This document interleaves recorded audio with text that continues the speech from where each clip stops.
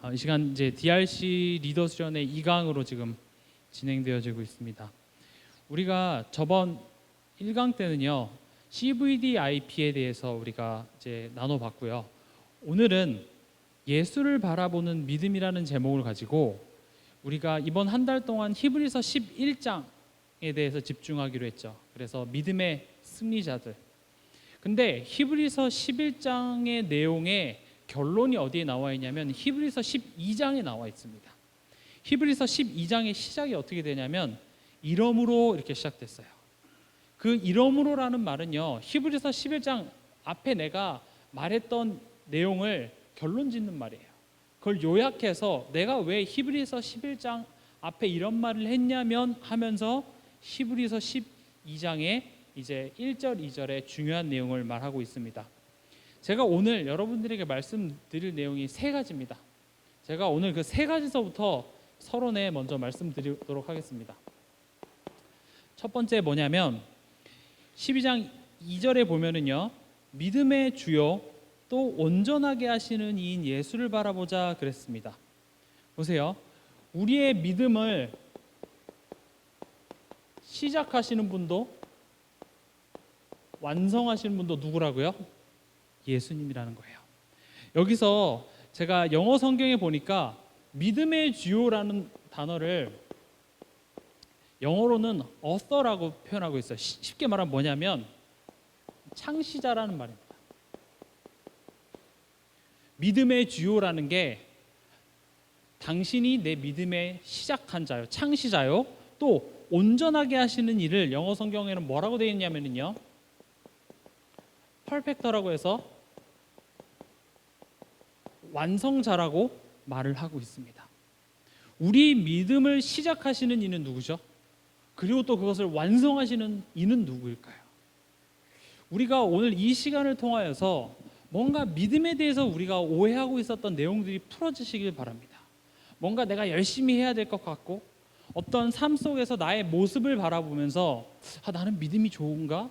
나는 믿음이 안 좋은가? 이렇게 생각할 수 있어요. 근데 오늘 히브리서 12장 2절에 보니까 그 믿음을 시작하시는 이도 또 그 믿음을 완성하시는 이가 누구라고요? 그분이 바로 예수님이라는 거예요. 그래서 오늘 예수를 바라보는 믿음에 대해서 얘기를 나누고자 합니다. 그 예수님을 뭐라고요? 바라보자는 거죠. 천주교처럼 어떤 사진이나 동상을 만들어서 그 예수님을 바라보라는 게 아니죠.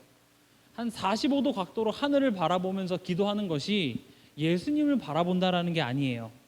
예수님을 바라본다라는 말은 무슨 말이냐면요, 어떤 상황 앞에서도 예수님께서 나를 위해 하신 그 일 앞에 서라라는 것입니다. 그게 바라본다라는 거예요. 그게 우리에게 필요한 믿음이라는 거예요. 어떤 문제 앞에서 그 문제가 너무 힘들어서 현실이 너무 가혹해서 믿을 수 없는 상황에 예수님을 바라보는 그 믿음이 우리에게 필요한 거예요. 내가 어떤 문제 앞에서 흔들리지 않는 나의 모습이 믿음이 아니라 그럼에도 불구하고 예수를 바라보는 그 믿음, 그걸 은혜라고 합니다. 그리고 하나님께서는 우리에게 이 믿음을 요구하시는 것이고요. 또 오늘 세 번째로 얘기할 내용이 뭐냐면 1절에 우리에게 구름같이 둘러싼 허다한 증인들이 있으니 모든 무거운 것과 얽매이기 쉬운 죄라 그랬습니다. 무거운 것, 얽매이기 쉬운 죄. 이 모든 걸 뭐라고 했죠?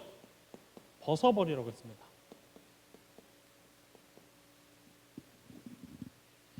무거운 것은 뭐고 얽매이게 하는 죄는 뭘까요? 이따가 나오겠지만 쉽게 말하면 우리로 하여금 경주를 하지 못하게 만드는 것이에요. 한번 상상해 보세요.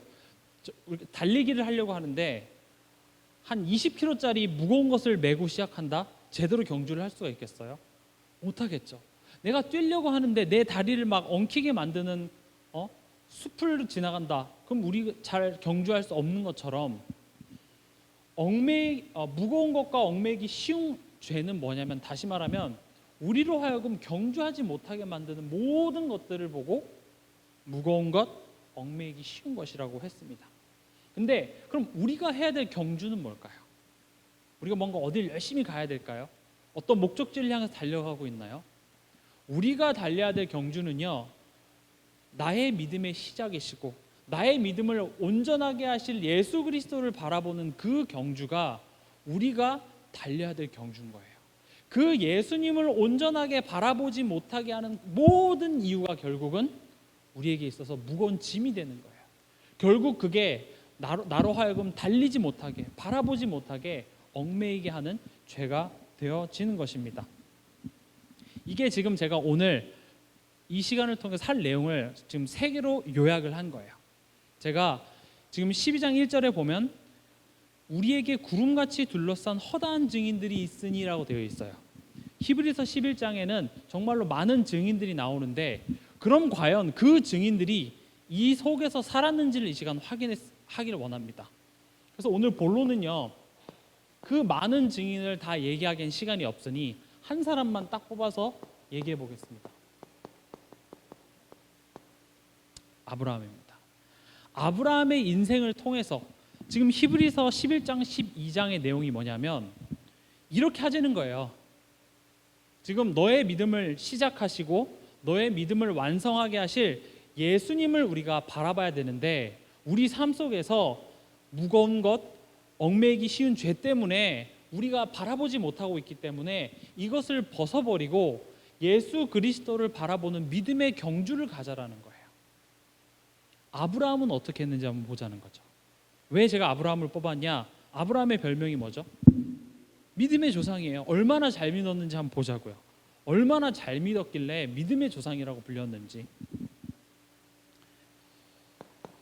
창세기 12장부터 25장까지 이제 아브라함의 인생이 그려지는데, 오늘은 12장과 13장을 조금 집중해서 보도록 하겠습니다. 아브라함의 이 믿음의 여정, 그 시작은요, 우리 12장 1절 한번 같이 보겠습니다. 창세기 12장 1절입니다. 같이 읽겠습니다.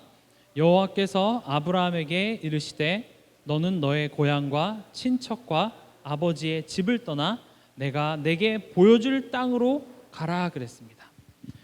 하나님께서요, 아브라함을 택하셨어요. 왜 택했는지는 이 창세기 12장 앞에는 안 나왔어요. 아브라함이 이랬기 때문에 하나님이 택했다? 그런 말이 없어요. 왜 택하셨죠? 하나님이 택하셨어. 하나님이 나를 왜 택했죠? 하나님이 여러분들을 왜 택했죠? 하나님이 택하셔서요. 하나님은 아브라함을 택하셨어요. 택하시기로 아브라함이 하나님을 알기도 전에 하나님께서 먼저 아브라함을 택하신 거예요. 그리고 뭐라고 말씀하시냐면 떠나라는 거예요.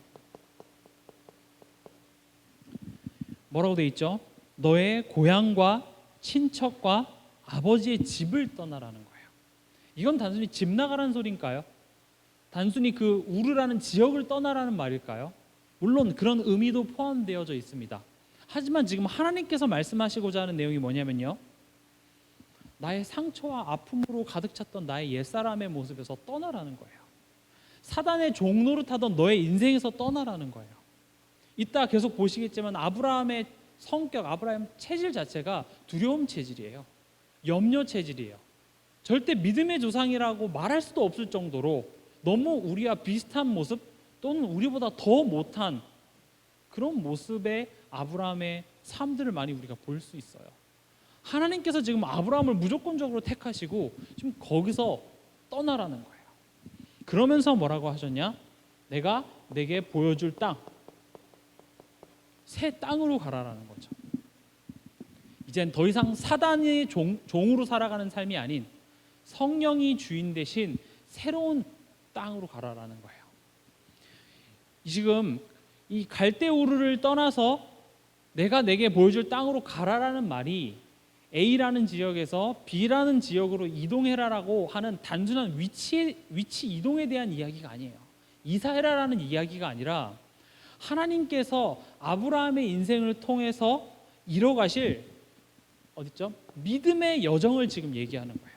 내가 너의 인생을 아예 너의 그 우리에서 살던 너의 옛 모습에서 아예 믿음의 조상으로 내가 만들어 줄게. 내가 아예 죽었던 옛 사람의 모습에서 아예 새 사람으로 내가 만들어 줄게. 하나님께서는 아브라함에게 그 말씀부터 먼저 주신 거예요. 그래서 이 창세기 12장 1절의 내용은요, 단순히 이사라는 내용이 아니라 사실은 영적인 의미가 더 깊은 구절입니다. 왜 제가 이런 말씀을 드리는지 이제 차근차근 보시게 될 텐데, 지금 내가 살아왔던 거기서 떠나서 새 땅으로 가라라는 말을 가만히 보면 우리가 저번 수요일 날 봤던 고린도후서 5장 17절의 내용과 같은 말이에요. 이전 것은 지나갔으니 보라 새 것이 되었도다. 그리스도 안에 있으면 새로운 피조물이 되었다. 이게 예수 믿는 거예요. 이걸 보고 거듭났다 그래요. 우리는 예수를 믿는다고 하면서도 왜 아직도 이전 나의 모습, 과거의 나의 상처를 기준으로 삼고 그것이 나의 인생의 주인이 되어서 그것대로 살아가고 있거든요. 예수를 믿는다라는 것은 나의 그 옛 모습에서 이제는 아예 떠나는 것을 예수를 믿는다고 합니다. 그래서 하나님께서는 지금 아브라함에게 이렇게 말씀하시는 거예요. 너의 불신앙과 이별해라. 너의 그 염려 많고 걱정 많았던 그 체질에서 이제는 이별해라. 왜요? 너가 염려할 수밖에 없고 인본주의 쓸 수밖에 없는 너의 근원적인 문제를 내가 다 해결했기 때문에 너는 이 사실을 믿고 내가 너를 택해서 너를 믿게 했고 또 내가 너의 그 믿음을 완성하는 그 여정을 내가 지금 시작했으니까 너는 이 사실을 믿으라는 거예요.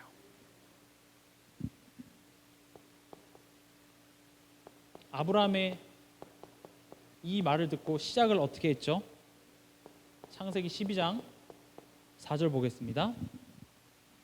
이에 아브라함이 여호와의 말씀을 따랐고 롯도 그와 함께 갔으며 아브라함이 하란을 떠날 때에 75세였더라. 지금 아브라함이 굉장히 말씀 따라서 잘 간 것 같지만 사실은 누구를 데리고 갔죠? 롯을 데리고 갔어요. 사실 이 롯이요, 아브라함의 믿음에 진짜 민낯이 드러난 거예요. 사실 아브라함의 믿음의 진짜 모습은 롯을 데려감이에요. 저는 이번 DRC가 내 안에 있는 롯이 발견되어져서 그 롯과의 이별하는 시간이 되어졌으면 좋겠습니다. 진짜로 지금 우리가 오늘 이 아브라함의 믿음의 여정 창세기 12장부터 13장의 내용을 볼 텐데 이 안에 여러 가지 사건이 있는 것 같지만 결국은 롯을 떠나보내는, 더 정확히 말하면요, 롯을 데리고 나올 수밖에 없었던 아브라함의 두려움 체질, 아브라함의 인본주의 쓸 수밖에 없는 그 체질을 완전히 떠나보내는 믿음의 여정이었어요. 오늘 12장 13장을 통해서 하나님께서 어떻게 아브라함의 믿음을 완성해 가시는지 우리가 한번 보자라는 거예요. 우리가 자칫 잘못하면 저는 믿음이 지금 없는데요. 그럼 저보고 어쩌라는 소리죠? 뭔가 이렇게 듣다 보면은 내가 믿음 없는 것처럼 자꾸 깨달아지잖아요. 그럼 나 믿음이 없나? 근데 오늘 여러분들이 기억해야 될 내용은 뭐냐? 하나님께서 나를 택하셔서 하나님께서 이미 다 이뤄놓으시고 나에게 그 믿음을 주셨어요. 나의 믿음의 시작 스위치를 하나님께서 누르시고 하나님께서 완성하시겠다라는 거예요. 나는 지금 그 여정을 가고 있으니 너는 그 사실을 바라보라라는 거예요. 그게 우리가 가야 될 믿음의 경주라는 거예요. 그게 CVDIP예요. 언약의 여정이라면서요. 지금 우리는 어딘가로 가고 있어요. 어디로 가고 있죠? 내 안에 이 믿음이 완성되어지기, 온전히 그리스도만 바라볼 수 있는 삶이 되어지기를 우린 그 여정을 가고 있는데 그 여정 가운데서 누가 그 여정의 주인이 되신다고요? 하나님께서요.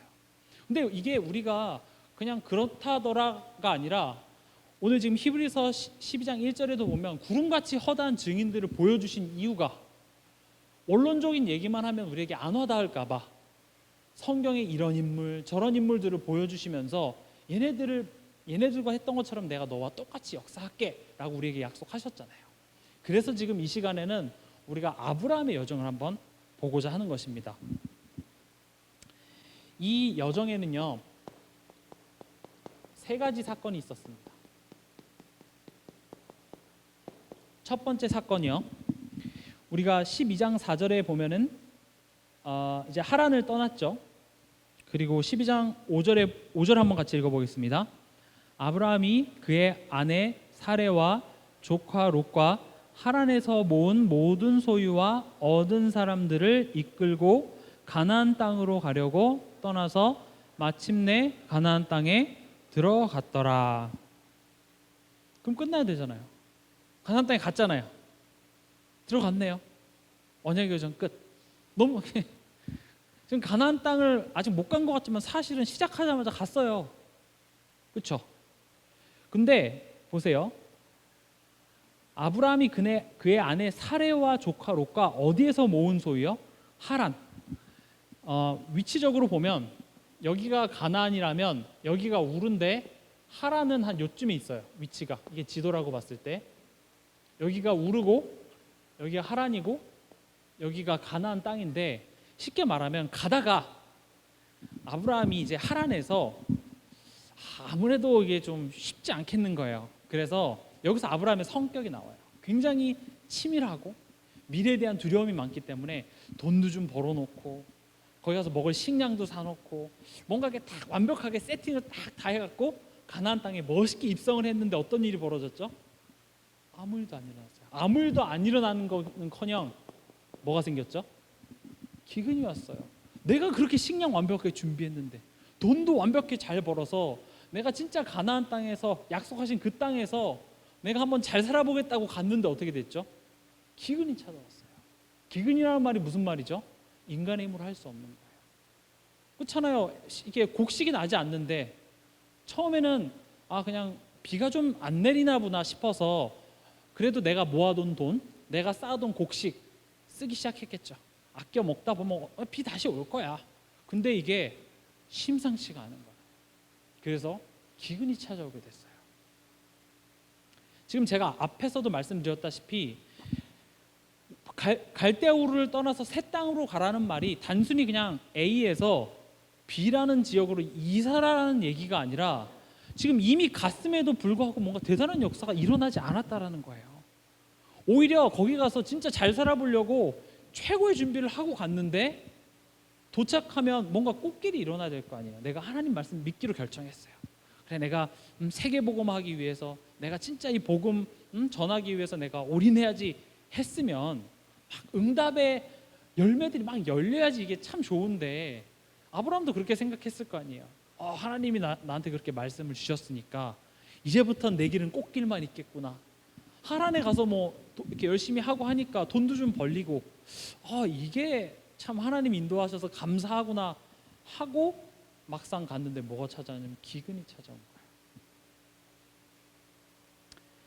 지금 가나안 땅으로 가는 여정인 것 같지만 물론 가나안 땅으로 가는 여정도 맞습니다만은 실제적으로는요 하나님께서는 이 아브라함의 두려워할 수밖에 없는 체질, 인본주의 체질, 진짜 아브라함의 믿음의 여정을 가는 그 여정이었어요. 가나안 땅으로 가는 것 같지만 사실은 그 여정을 통해서 하나님께서는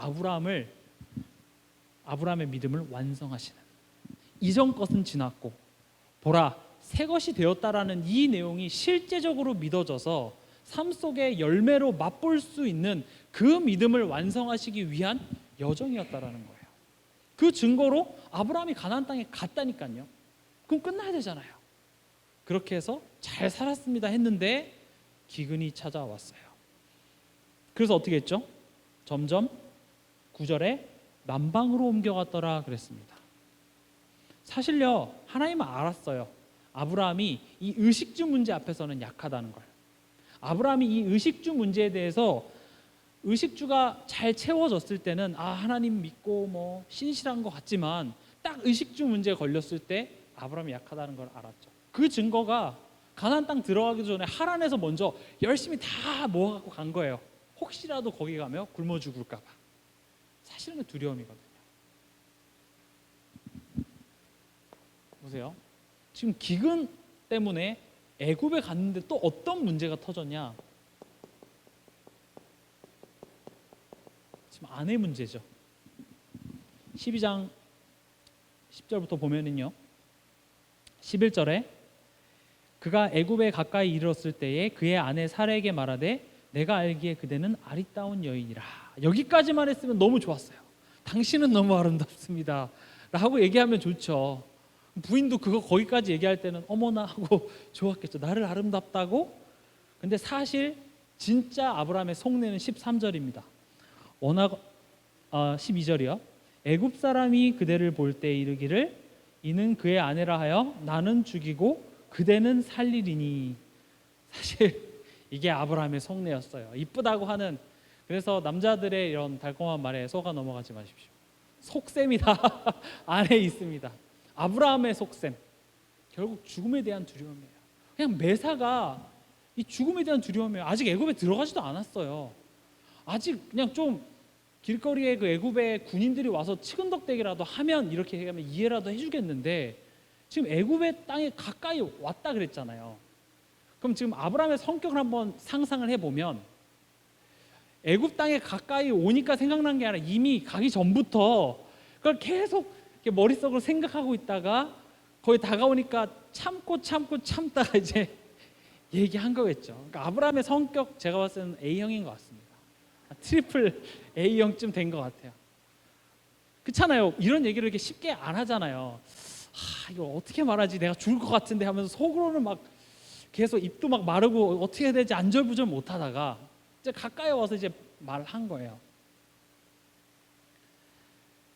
근데 14절에 아브라함이 애굽에 이르렀을 때에 애굽 사람들이 그 여인이 심히 아름다움을 보았고 바로의 고관들도 그를 보고 바로 앞에서 칭찬함으로 그 여인을 바로의 궁으로 이끌어 들인지라 그랬어요. 하나님은요, 우리 염려도 성취해 주세요. 너의 걱정대로 되리라. 어디에 나오죠? 민수기서 14장에 보면은요, 열 정탐꾼이 불신앙하는 그 내용, 내가 너네 그 불신앙하는 내용을 내가 진짜로 그렇게 이뤄줄게. 너네가 정탐했던 그 40일, 그 하루를 1년으로 계수해서 40년 동안 너네 절대 못 들어가게 해줄게. 하나님 우리의 염려도 들어주세요. 여러분들의 염려 성취됩니다. 염려하지 마십시오. 아브라함의 염려가 진짜로 아니라 다를까 이루어진 거예요. 그러니까 아브라함이 더 확신하죠. 그 봐, 내가 말했지, 내가 한다 그랬지, 어이구 안 했으면 어떡할 뻔했어 하면서. 하지만 집으로 다시 돌아가는 아브라함의 마음은 어땠을까요?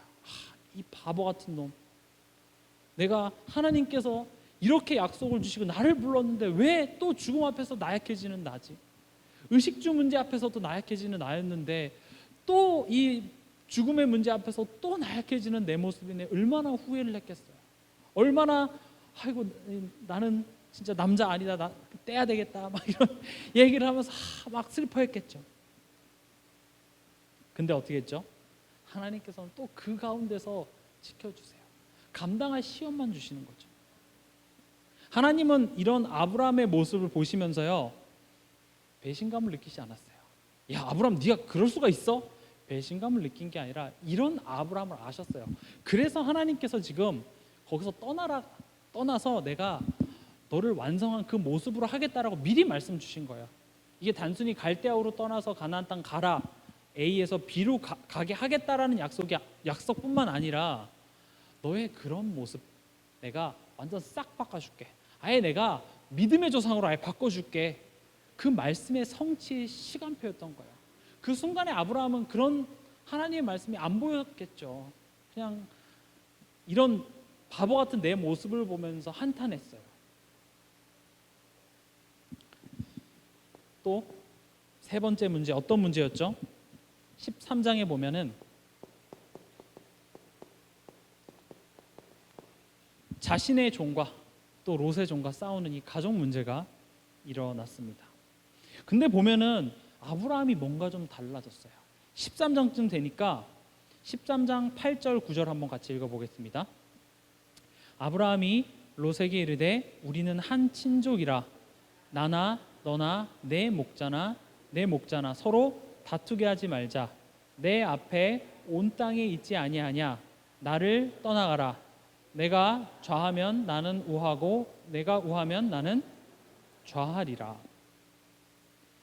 지금 보세요. 아브라함의 체질이 어떤 체질인지 우리 알잖아요. 이미 얼마나 철저하고 의식주에 대해서 걱정 많고 죽을까 봐 자기 건강 이런 거에 되게 민감한 아브라함이 굉장히 좀 바뀐 모습이에요. 지금 뭐라고 했냐면 다투지 말자 그랬어요. 그리고 나를 떠나가라는 거예요. 우리는 삶 속에 어떤 문제와 갈등 앞에서 다퉈요. 사단은 그 문제와 씨름하게 만들어요. 근데 아브라함은 뭐라고 했냐면 다투지 말자는 거예요. 그리고 떠나가라는 거예요. 그러면서 뭐라 그랬죠? 내쫓은 게 아니에요. 나가! 한 게 아니라 너가 좌하면 나는 우할게. 너가 우하면 나는 좌할게. 이게 보통 고백이 아니에요. 왜냐하면 아브라함이 가나안 땅 들어가기 전에 하란에서 그렇게 철저하게 준비하고 들어갔던 아브라함이에요. 애굽 땅 들어가면 자기가 죽을까 봐 아내까지 누이라고 미리 입을 맞춰 놓을 정도로 철저했던 아브라함이 네가 우하면 나 좌할게. 좌하면 우할게. 이건 단순히 양보한 것이 아니라 아예 아브라함의 이런 옛사람이 완전히 죽고 하나님께서 내 인생의 주인이라는 사실이 진짜로 믿어진 거예요. 믿어지니까 아브라함이 롯과 이 가족 문제 앞에서 우리 다투지 말자. 이건 지금 다툴 내용이 아닌 거예요. 이것은 육적인 것이 아니라 예수님을 바라보지 못하게 하는 무거운 것, 얽매이기 쉬운 죄, 즉 사단이 가져다주는 영적인 문제라는 사실을 알았기 때문에 다투지 말자. 나가라. 이별한 거예요. 우리 삶 속에서 나를 힘들게 하고 나를 갈등하게 하는 그 문제와 다투지 마세요. 떠나보내시기 바랍니다.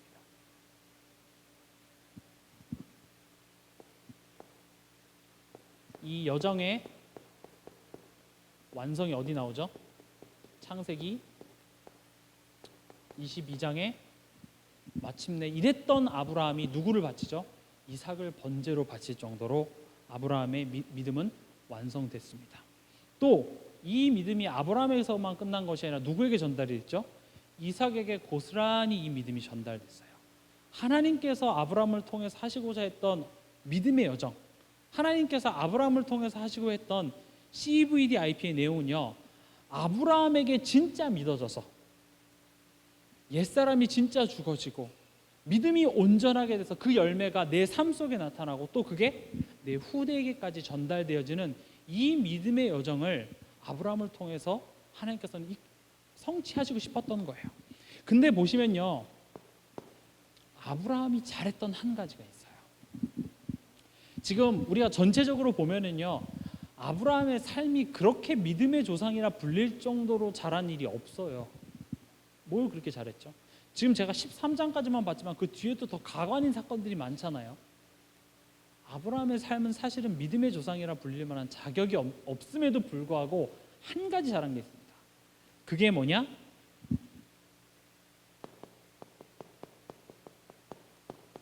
창세기 12장 8절에 보면 뭘 했죠? 아브라함이 거기서 베델 동쪽 산으로 옮겨 장막을 치니 서쪽은 베델이요 동쪽은 아이라. 그가 그곳에서 여호와께 제단을 쌓고 여호와의 이름을 부르더니 그랬어요. 제단을 쌓았고요. 또 보시면은 13장 4절에도 어떻게 됐죠? 그가 처음으로 제단을 쌓은 곳이라. 그가 거기서 여호와의 이름을 불렀더라 그랬습니다. 아브라함이 잘했던 게 뭐냐면은 자기가 속았건 자기가 연약한 모습이 드러났건 어쨌든 간에 뭘 했냐면 제단을 쌓았어요. 제단을 쌓았다라는 말이 무슨 말이죠? 그냥 제단을 쌓았다라는 게 아니라 피제사를 드렸다라는 거예요. 피제사를 드렸다라는 것은 이런 나의 나약한 모습, 그리스도의 구원하심 아니면은 이건 답이 없네요. 그 앞에 쓴 거예요.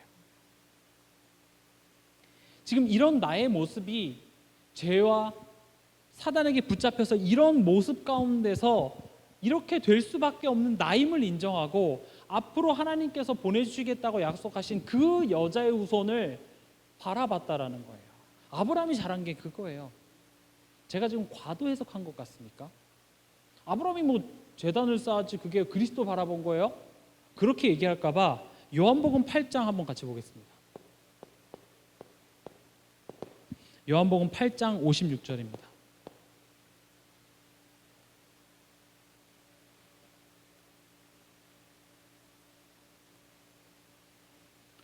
요한복음 8장 56절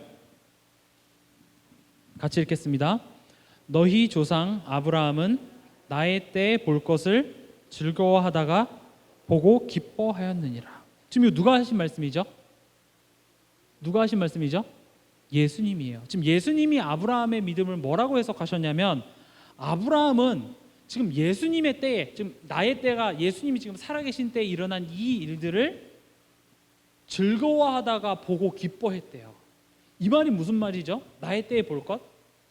예수님의 십자가 사건이에요. 예수님께서 십자가에서 모든 인류를 위해서 대신 죽으신 그 내용을 아브라함은 믿음으로 그걸 미리 봤다는 거예요. 그걸 보고 기뻐했다라는 거예요. 그래서 아브라함이 문제와 사건과 자신의 연약함과 갈등 앞에서 항상 돌아갔던 곳이 어디죠? 제단을 쌓았어요. 실수해도, 내가 넘어졌어도, 내가 불신앙했어도 다시 어디로 돌아갔냐면 그리스도 앞으로 돌아간 거예요. 예수님께서 고난받으셔야 될 그 이유와 예수님께서 십자가에서 죽으셔야만 하는 그 이유 앞으로 아브라함은 다시 돌아갔다라는 것입니다. 그래서 나의 믿음을 시작하시고 나의 믿음을 완성하신 이 예수를 바라보자라는 의미가 이 의미예요. 아브라함이 믿음의 조상이라고 불릴 수 있었던 이유는요, 아브라함의 그런 연약함 앞에서도, 인본주의 앞에서도 예수님을 바라봤다라는 거예요. 사실 이게 은혜예요. 내가 속았네, 이렇게 속는 나의 모습 하나님은 기쁘게 보지 않으실 거야 라고 생각하지만 그것은 나의 의인 거예요. 하나님께서는 창세기 15장에도 보면 이 사실을 믿는 아브라함의 믿음을 의로 여겼다 했어요.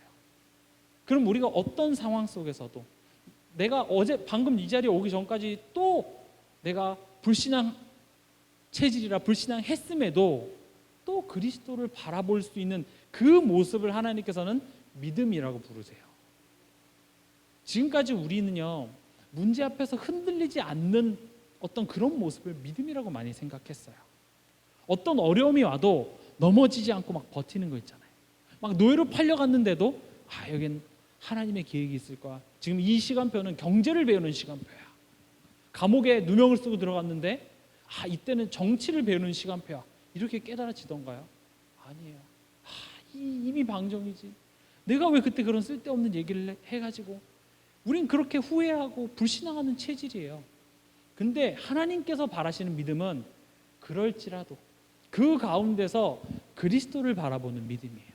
예수님께서 이런 나를 위해서 십자가에서 대신 죽으신 그 내용이 지금 나에게 임하였음을 바라보는, 그것을 기억하는 믿음을 하나님께서 원하시는 거예요. 히브리서 11장의 믿음의 조상들은 그 믿음을 갖고 있었어요. 그 믿음을 가지고 톱에 켜임을 당하여도, 맹수들의 밥이 되고 돌에 맞아 죽는 그 순간에도 그 믿음이 결국은 세상을 승리할 수 있는 승리로 이끌었다라는 것입니다. 지금 이 시대를 살아가는 우리에게 필요한 믿음인 거예요. 그 믿음 없이는 이 세상을 살아갈 수 없어요. 여러분들이 뉴스를 보고, 뉴스까지 볼 필요 있나요? 내 자신의 모습만 봐도 이게 답 없는데 싶기도 해요. 내 자녀 모습만 봐도, 내 가족 모습만 바라봐도 이거 되겠나 싶을 때가 너무나도 많거든요. 그때 내가 바라봐야 될 것은 내 가족의 모습이 아니에요. 이런 나의 모습이 아니라니까요. 나의 모습을 바라보는 순간 그게 나에게 무거운 것으로 다가와요. 내 자녀 모습 자체만 바라봤을 때 그게 나를 얽매이기 쉽게 만든다는 거예요. 우리가 바라봐야 될 것은 뭐라고요? 예수를 바라보자는 거예요. 나의 믿음의 시작자시요, 나의 믿음을 완성하게 하실 예수 그리스도를 바라보자라는 거예요. 아브라함이 했던 게 그거예요. 그럼 예수 그리스도를 바라본다라는 말은 무슨 말일까요?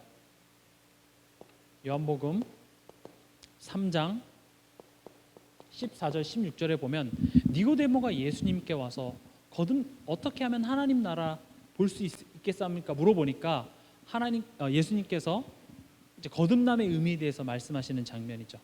그러면서 14절에 모세가 광야에서 뱀을 든 것 같이 인자도 들려야 하리니 그랬어요. 지금 예수님을 바라본다라는 것을 설명하기 위해서 제가 지금 이 요절을 지금 말씀드렸는데, 보세요. 예수님을 바라본다라는 것은 마치 내가 지금 광야 가운데서 불뱀에 물려 있는 그 상황을 기억하시면 돼요. 지금 불뱀에 물려 있어서 내가 아무것도 할 수 없는 상황이에요. 응급실 앞에서 물려도 지금 이거 위박한 상황이죠. 뱀에게 물렸다라는 게. 저는 그 파충류나 이런 거 별로 좋아하진 않는데 유튜브로 이렇게 좀 많이 봐요. 재밌더라고요.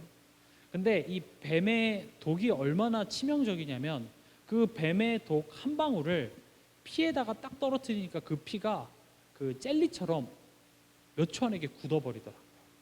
그러면 뱀이 우리를 물어서 그 독을 주입했을 때 우리의 혈관을 흐르는 그 피가 싹 젤리처럼 싹 막히는 거예요. 그래서 죽음에 이르러요.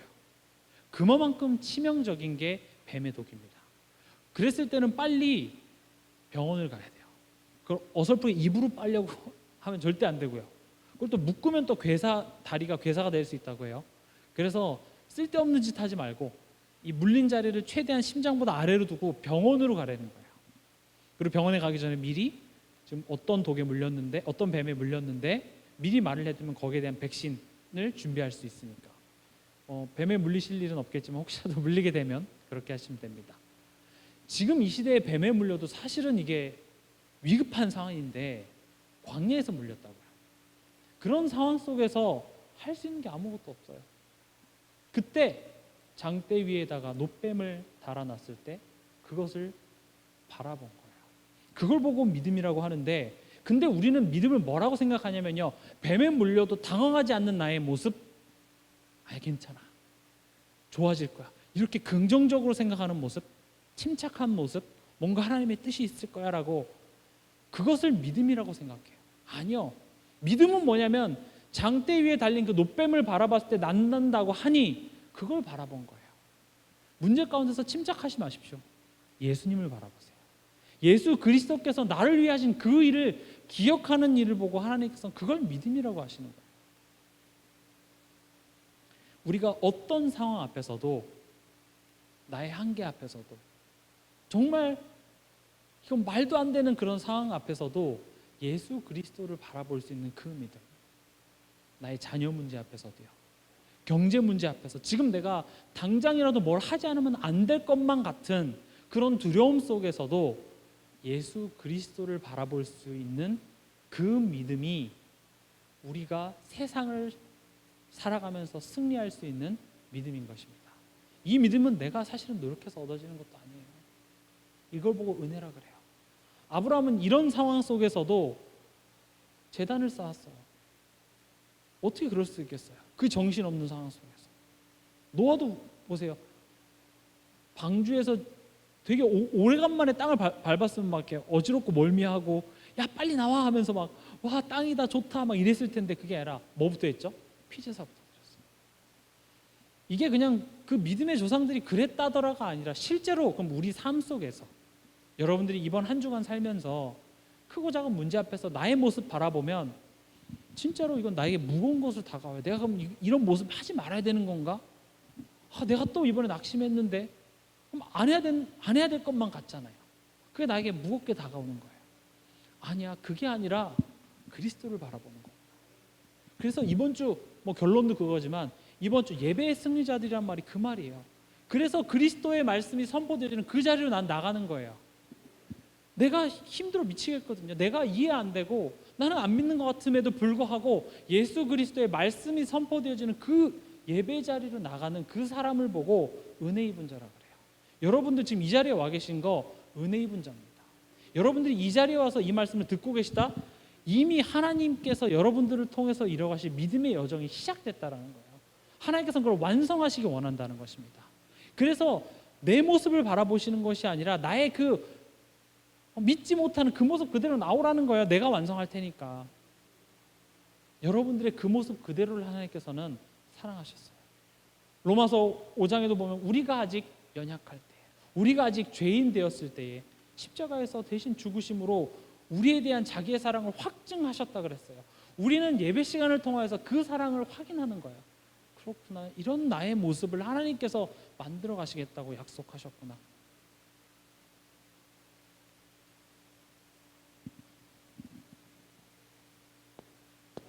지금 오늘 제가 3가지 말씀드린다고 말씀드렸어요. 하나님께서는 나를 택하셔 부르시고 나의 믿음의 여정을 시작하시고 하나님께서 완성하신다. 그리고 그 믿음의 내용은 예수님을 바라보는 것이다. 어떠한 상황 속에서도. 그리고 이제 3번입니다. 이 무거운 것과 모든 무거운 것과 얽매이기 쉬운 죄를 벗어버리는 것을 보고 뭐라고 하냐면 이것이 바로 영적 싸움입니다. 어떤 싸움이냐면 다시 정리를 해볼게요. 예수님을 바라보지 못하게 만드는 내 인생의 모든 것, 그것들과 싸우는 것이 우리가 싸워야 될 영적 싸움이에요. 하나님, 저한테 지금 이런 문제가 있는데 저 너무 슬퍼요. 그 슬픔과 싸우지 마세요. 하나님, 이런 문제 때문에 제가 지금 너무 분노하는데 분노와 싸우지 마세요. 이 분노를 통해서 예수님을 바라보지 못하게 하는 사단과 싸우시기 바랍니다. 우리가 싸워야 될 영적 싸움인데, 첫 번째, 이 무거운 것입니다. 이 무거운 것은 어디 나와 있냐면 마태복음 11장 28절에서 30절입니다. 뭐죠? 수고하고 무거운 짐진 자들아 다 내게로 오라, 내가 너희를 쉬게 하리라 그랬습니다. 지금 수고하고 무거운 짐이 어디서부터 비롯되냐면, 우리 아까 아브라함도 봤던 것처럼 뭔가 내 인생이 두려운 거예요. 뭔가 내가 미리 앞서서 계획하지 않고 준비하고 대책을 세우지 않으면 뭔가 굶어 죽을 것 같은 거예요. 애굽에 가면 내 아내를 뺏어가고 나를 죽일 것만 같은 그런 두려움이 내 마음에 무거운 짐으로 다가오는 거예요. 사실은 그것 때문에 우리 인생이 피곤할 수밖에 없는 거죠. 근데 그런 수고하고 무거운 인생 가운데 내가 너에게 찾아가서 너에게 참된 쉼을 줄게. 어떻게 준다고요? 십자가에 대서 울어요. 지금 너가 이 상황 속에 지금 살아가고 있는데 안 보이잖아. 안 보이니까 지금 너 눈앞에 있는 그 문제 해결할 게 급급해 있는데, 내가 이 상황 속에서 육신의 몸을 입고 내가 너를 구원해 줄게. 이게 수고하고 무거운 짐진 자들아 다 내게로 오라, 내가 너희를 쉬게 하리라. 이 내용이 고린도후서 5장 17절이에요. 누구든지 그리스도 안에 있으면은 새로운 피조물이라. 이전 것은 지나갔으니 보라, 새 것이 되었도다. 새 것인 모양이 뭐죠? 내가 너희를 쉬게 하리라. 그러면서 29절에 나는 마음이 온유하고 겸손하니 나의 멍에를 메고 내게 배우라. 그리하면 너희 마음이 쉼을 얻으리니 그랬습니다. 나의 멍에를 메라는 말이 무슨 말이죠? 멍에라는 것은 주인 삼는 거예요. 우리가 어떤 짐을 올리기 위해서 소나 말에게 멍에를 씌우잖아요. 그래서 그 위에 짐을 씌울 수 있도록. 멍에라는 건 어떤 의미냐? 주인, 내가 거기에 복종한다라는 의미예요. 주인을 삼을 때 내게 배우라는 말은 무슨 말이죠? 내가 가르쳐주겠다는 거예요. 지금 이 모양이 어떤 것을 지금 얘기하고 있냐면, 내가 성령으로 너와 함께 할게. 성령으로 주인된 삶을 얘기하고 있어요. 그랬을 때 내가 너를 가르치고 생각나게 해줄게. 그랬을 때 세상이 줄 수 없는 그런 평안함을 너에게 줄게. 어디서 많이 본 내용이죠? 요한복음 14장 26절 27절의 내용을 지금 28절 29절 지금 읽었던 이 내용과 일맥상통한 내용이에요. 나는 마음이 온유하고 겸손하다. 이 말은 너가 나의 가르침을 못 알아들어도 야! 혼내지 않고 내가 끝까지 참고 기다릴게. 내가 말할 수 없는 탄식으로, 내가 성령님께서 우리 마음속에서 말할 수 없는 탄식으로 우리를 위해서 기도해 주신다고 되어 있어요. 내가 너를 끝까지 기다릴게. 아브라함 한 거 보세요. 그렇게 못 알아들어도 하나님, 내가 너 끝까지 기다릴게. 나는 온유하고 겸손하니까 왜 몰라 회초리 드는 것이 아니라 네가 정말 이 사실이 믿어질 때까지 내가 너와 함께 할게. 여러분들의 그 믿음의 여정은요, 이미 나를 가르치고 믿게 해주시는 그 성령님이 내 안에 와 있다는 그 사실만으로 끝난 거예요. 지금 여러분들의 모습이 어쨌든 간에 그 믿음의 여정을 이끄시는 분이 누구라고요? 하나님이시기 때문에 끝난 거예요. 그럼 그분이 지금 내 안에 와 있다는 그 사실만 믿어지면 게임 끝입니다. 어떤 게임을 하는지 모르겠지만 끝이에요. 믿음의 여정, 이미 우리는 승리한 것입니다. 그래서 30절에 이는 내 멍에는 쉽고 내 짐은 가벼움이니라 그랬습니다. 왜 쉽고 가볍죠? 계시록 3장 20절에 보면 볼지어라 내가 문 밖에 서서 두드리더니 누구든지 내 음성을 듣고 문을 여는 거예요. 그래서 쉬워요. 예수님께서 내 인생의 이런 모든 수고하고 무거운 짐을 내가 대신 진다고 그걸 십자가에서 다 해결했고, 그래서 문을 열려는 거예요. 그 음성이 들렸을 때 문 여는 게 어려운가요? 내가 그 문제를 해결하는 건 어렵죠. 내가 그 짐을 지고 가야 되는 거면 어려운데 그 문제를 해결하신 그 예수님의 음성을 듣고 문을 여는 건 쉬워요. 지금 이 시간에 여러분들의 마음 문을 여는 시간이 되시기 바랍니다. 예수님을 바라보는 것이구나. 예수님의 그 음성이 내 마음속에 들려져서 내 마음 문을 여는 거예요.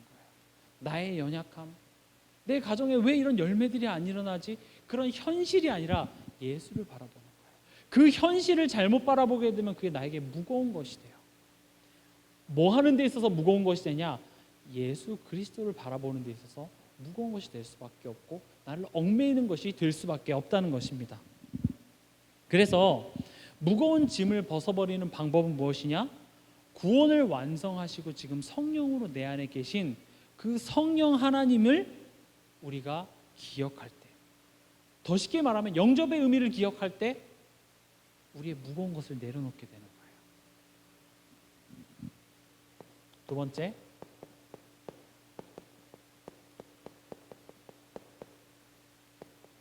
얽매이기 쉬운 죄라 그랬습니다. 얽매이기 쉽다. 뭐에 얽매이냐면 수많은 이유 때문에, 수많은 사건 때문에 그런 것으로 나는 합리화하는데, 다시 말하면 예수를 온전히 바라볼 수 없는 모든 이유들이 결국은 얽매이기 쉬운 죄예요. 너무 쉽거든요. 난 이래서 안 되고 저 사람 때문에 안 되고. 그 순간에는 너무 합리화되잖아요. 너무 내 말이 맞잖아요. 난 그래, 저 사람 때문에 내가 이거 교회 못 나오겠고, 저 사람 때문에 내가 오늘 기분이 너무 잡죠. 그래서 오늘 예배도 못 나가겠어. 말씀 은혜도 안 되고, 예배 오기 전에 집안에서 있었던 그 일 너무 화가 나니까 들리질 않아요. 나에게 수만 가지의 이유를 주는데 그것을 누가 가져다 주죠? 사단이 가져다 줍니다. 그래서 우리가 싸워야 될 영적 싸움은 마태복음 12장 28절에 뭐죠? 하나님의 성령을 힘입을 때 귀신이 떠나가는 것입니다. 하나님의 성령을 힘입는다는 말이 무슨 말이냐면, 예수님께서 십자가에서 죽으심으로 말미암아 사단의 권세를 멸하시고 지금 내 인생의 주인이 되어 주셨다라는 이 사실을 기억할 때에 귀신이 떠나간다라는 거예요. 여러분들이 이 사실을 실제로 믿고 나에게 예수 그리스도를 바라보지 못하는 얽매이기 쉬운 죄를 가져다주는 그 사단을 결박하시기 바랍니다. 예수 그리스도 이름으로 예수 그리스도를 온전히 바라보지 못하게 하는 사단은 이 시간 주 예수 그리스도 이름으로 결박될지어다.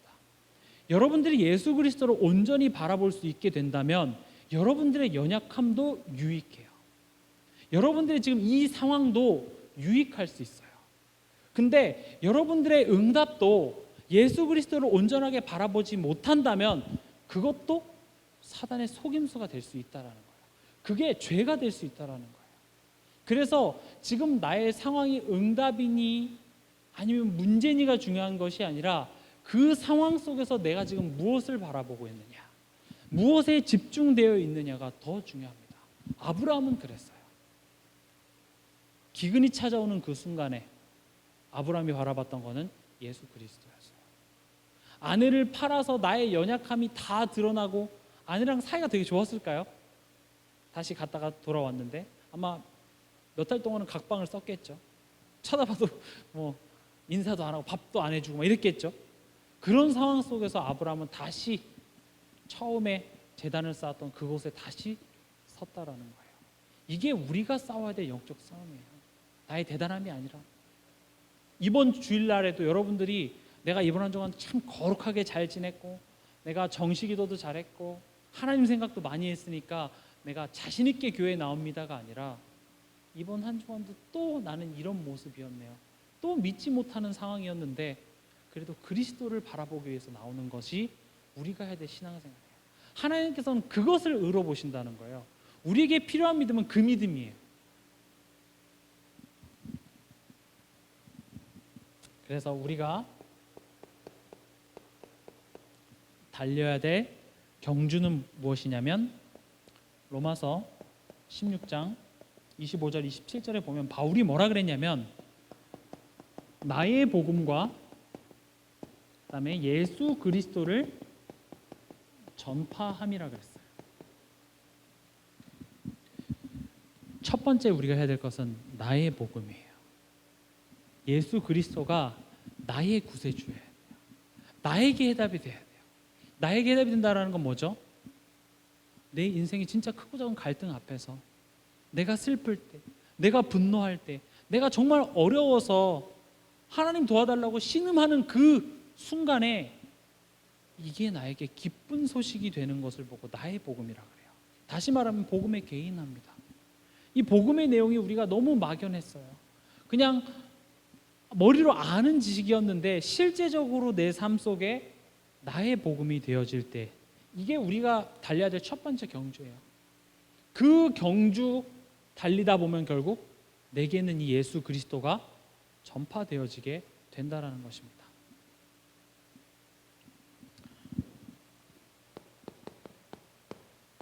오늘의 결론입니다. 우리 로마서 10장 17절 한번 같이 읽어보겠습니다.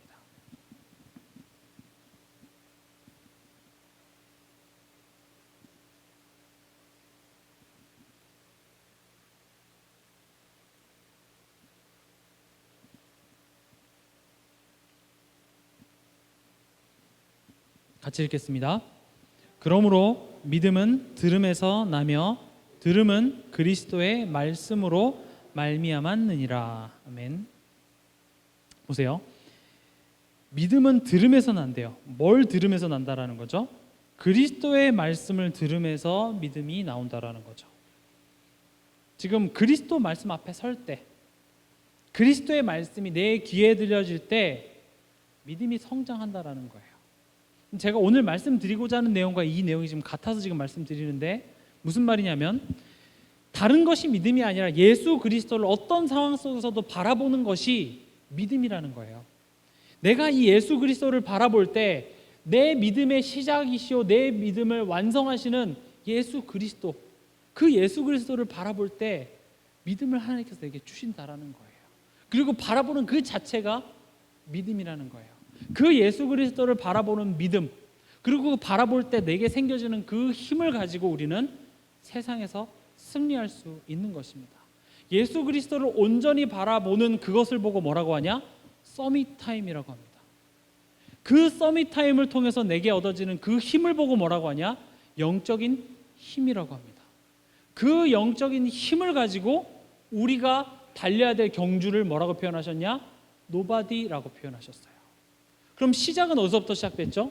하나님께서 나를 택하시고 내 안에서 믿음을 시작하시고 완성해 가시는 그 과정 속에서 일어나는 전도의 열매들이 우리가 가야 될 CVDIP의 모형이라는 거예요. 거기에 응답이라는 거죠. 그럼 그 시작은 어디서부터 시작되겠죠? 오늘 본문 다시 한번 마지막으로 읽고 마치도록 하겠습니다. 히브리서 12장 2절입니다. 같이 읽겠습니다. 믿음의 주요 또 온전하게 하시는 이인 예수를 바라보자.